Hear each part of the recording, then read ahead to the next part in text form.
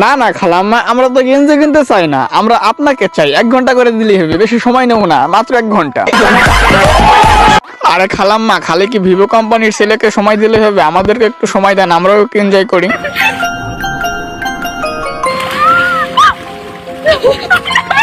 ওই কিরে এগুলো কি? বড় বড় ফুটবল। আবার একটু দেখান না, আর এক নজর দেখি।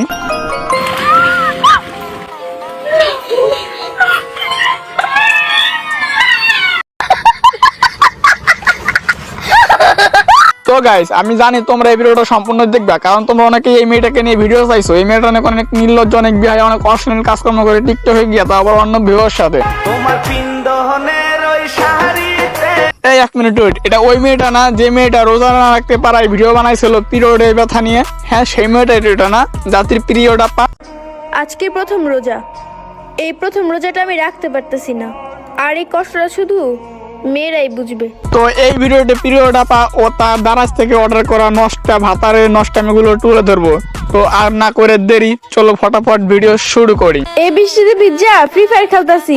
এই তোরে ফ্রি ফায়ার খেলতে কে বলছে? আমার একটু বোঝা, তোরে কে বলছে এই বৃষ্টিতে ভিজা তুই ফ্রি ফায়ার খেলতেছ? তাও তো মনে হয় না হাতে তোর ফোন আছে, হাতে তোর একটা কাভার। হ্যাঁ গাইস, এটাই সত্য, এই মেয়ে বৃষ্টিতে ভিজে ফ্রি ফায়ার খেলতেছে না, এই মেয়ে তার শরীর দেখাইতেছে বৃষ্টিতে ভিজে, পোলাপানকে সিডিউস করতেছে। আর ভাই বেরাদার, আপনারা সবাই জানেন আমি প্রমাণ ছাড়া কোনো কথা বলেন। আপনারা একটু ভালো করে লক্ষ্য করলে দেখতেই পাবেন পাওয়ার বাটনের ফাঁক দিয়ে তার নখ দেখা যাইতেছে, তার মানে তার হাতে একটা কাভার, এটা কোনো ফোন টোন না। আর এই থেকেই বোঝা যায় এই মেয়ে টিকটকে এসে নষ্টামি করতেছে, তার শরীর দেখাইতেছে। আর বিশ্বাস করেন ভাই, এইসব মেয়েদেরকে দেখলে পর মনটাই চায় একটা বাস ঢুকিয়ে দেব।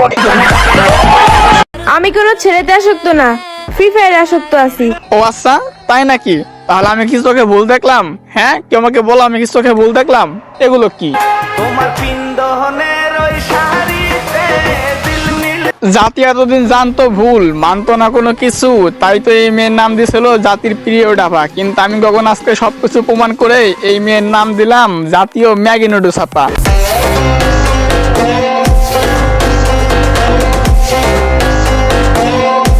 Hey guys, this is Gagan. Welcome to Gagan is back. তারপর বললো কেমন নাচছো তোমরা? তো বরাবরের মতো নতুন একটা ভিডিও হাজির হলাম আমরা। তো গাইস, তোমাদের কাছে তোমাদের ভাইয়ের একটা রিকোয়েস্ট, তোমরা এই ভিডিওটা 100 লাইক কমপ্লিট করে দিও। হ্যাঁ, 100 লাইক কমপ্লিট করে দিও। আমি জানি 100 লাইক কোনো ব্যাপার না, তোমরা দৈনিক 1000 মানুষ আমার ভিডিও দেখো, তো প্রতিদিন যদি একটা করে লাইকও দাও তাহলেও কিন্তু 1000টা লাইক হয়ে যায়। সেখানে আমি মাত্র 100টা লাইক চেয়েছি, তোমরা 100টা লাইক কমপ্লিট করে দিও। হ্যাঁ, তো চলো ভিডিও শুরু করা যাক। তাই তো দুজন পানির ভিতরে যাইয়া নিতাছি নতুন মজা, কোথা সিটি পার্টি পিহে, কোথা সিটি পার্টি পি।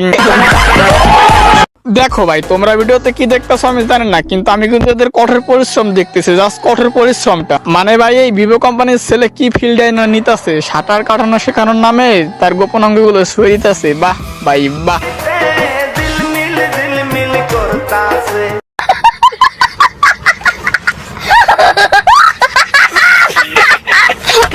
মানে ভাই, কালকে আমি একটা প্যারাগ্রাফ পড়ছি এনভায়রনমেন্ট পলিউশন, এর মানে হচ্ছে পরিবেশ দূষণ। সেখানে আমি পড়লাম পরিবেশ দূষণের বিভিন্ন কারণ রয়েছে, যেমন মাটি দূষণ, পানি দূষণ, বায়ু দূষণ। কিন্তু ভাই ওখানে ভুল লেখা ছিল, এখানে এইসব ছেলেমেয়েরাও পরিবেশ দূষণ করতেছে। যেমন ধরেন এরা পানির ভিতরে কি সব করতেছে, এতে পানি দূষিত হচ্ছে। আবার এই সব ভিডিও দেখে পোলাপান সিরিয়াস হয়ে তারা নিজেদের হাতের কাজ করতেছে, সেখানে মাটি দূষিত হইতেছে। মানে ভাই, সব জায়গায় শুধু দূষণ আর দূষণ। পরিবেশ দূষণের বিভিন্ন কারণ, আমি যদি এটা পরীক্ষা খাতায় লিখে স্যারকে আমাকে নাম্বার দিবেন না রসগোল্লা দিবে, আপনারাই বলবেন।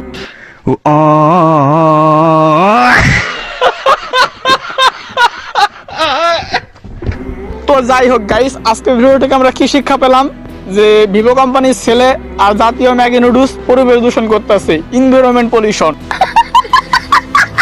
তো শুধু হাসলেই তো হবে না, ভিডিওতে লাইক করতে হবে। তো ফটাফট লাইক করো, চ্যানেলটা সাবস্ক্রাইব করো, পেজ থেকে দেখলে ফলো করো, টিকটক থেকে দেখলে ফলো করো। তো টাটা।